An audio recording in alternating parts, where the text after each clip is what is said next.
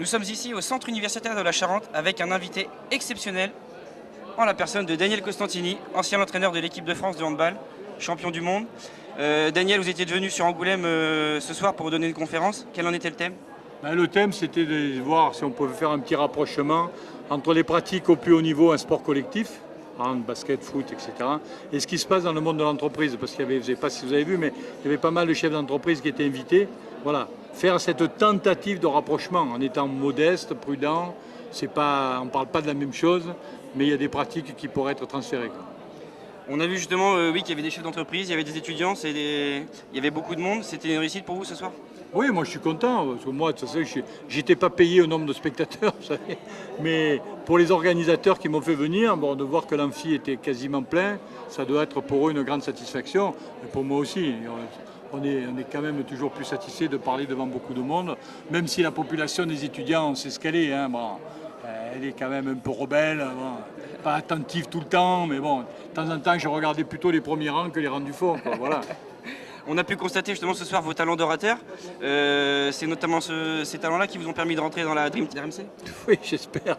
Même si dans la Dream Team d'RMC, vous savez, je passe après vos amis du foot et après nos amis du rugby. Donc je ne dois pas être dans les 10 premiers, vous voyez. Mais bon, ça me fait plaisir de travailler avec eux parce que c'est une radio de barjo, donc je m'y retrouve complètement.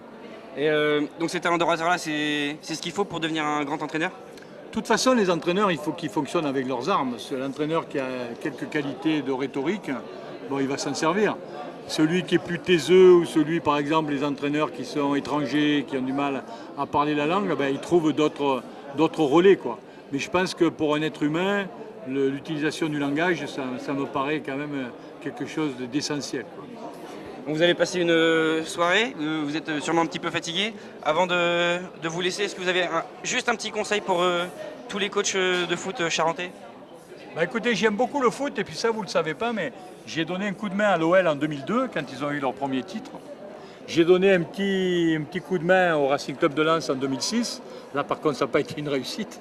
C'est dire si je connais bien les difficultés du foot, mais ça reste le sport roi, quoi. Donc voilà, ils surfent sur la vague parce que tout le monde aura toujours envie de taper dans un ballon avec les pieds, et voilà, que ce soit au niveau du quartier, au niveau de petits clubs et bien sûr au niveau des clubs d'élite. Donc ce que je disais récemment, c'est que je me souvenais moi que Angoulême a été en première division, à l'époque ça ne s'appelait pas la Ligue 1. Et moi qui suis Marseillais, j'ai vu Angoulême jouer au stade Vélodrome et ça je ne l'ai pas oublié. Merci, c'est gentil. Et du coup, donc pour les petits entraîneurs, vous avez un petit conseil à leur donner? Ce que j'ai dit à la fin, c'est-à-dire qu'ils ne soient pas trop directifs, qu'ils écoutent la population qu'ils ont en face d'eux et qu'ils s'adaptent à cette population, plus que le contraire. Parce qu'il y a des entraîneurs qui pensent que tous les joueurs doivent s'adapter à leur personnalité, à leur façon de voir le football. Alors ça peut exister peut-être au plus haut niveau, mais je pense qu'au niveau de pratique, je dirais du foot loisir, il faut que l'entraîneur ait cette capacité à s'adapter à la population qu'il a en face de lui. Merci beaucoup d'avoir accepté de parler un petit peu au micro de la SE TV et on vous souhaite une bonne soirée. Merci à vous, merci d'être venu.